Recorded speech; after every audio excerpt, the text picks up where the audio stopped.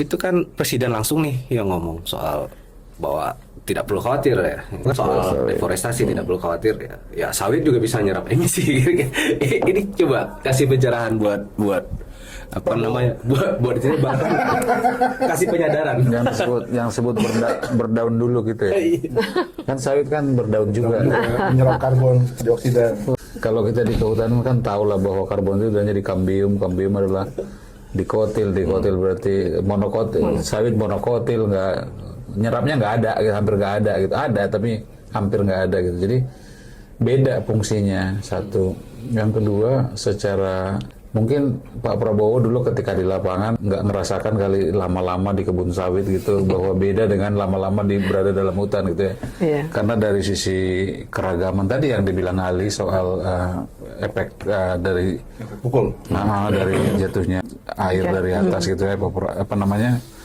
Nah itu beda banget gitu. Dan yang kedua juga ini soal hubungannya ke bencana ya.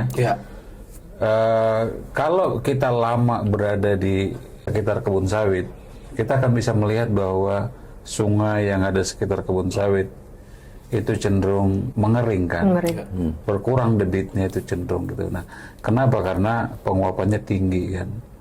Nah, ini berbeda dengan kalau kita jadi apa namanya penguapannya tinggi, maka kemudian juga efek sponsnya daerah sawit nggak ada tuh, air itu langsung cenderung langsung ke air run off disebutnya gitu ya. Nah di hutan nggak begitu gitu. Nah hal-hal mendasar seperti ini menurut saya tadi ya, dan udah ingatkan bahwa saatnya kita kebijakan kita jangan anti sains lah. Dengarkanlah apa yang sudah lama diketahui oleh para peneliti, akademisi. Justru mestinya dukunglah riset gitu ya, dukunglah universitas, dukunglah segala macam. Jadi bukan habis-habisan mengeruk yang ada gitu. Saya pikir di situ sih Pak Prabowo mungkin perlu lebih banyak baca lah Pak gitu.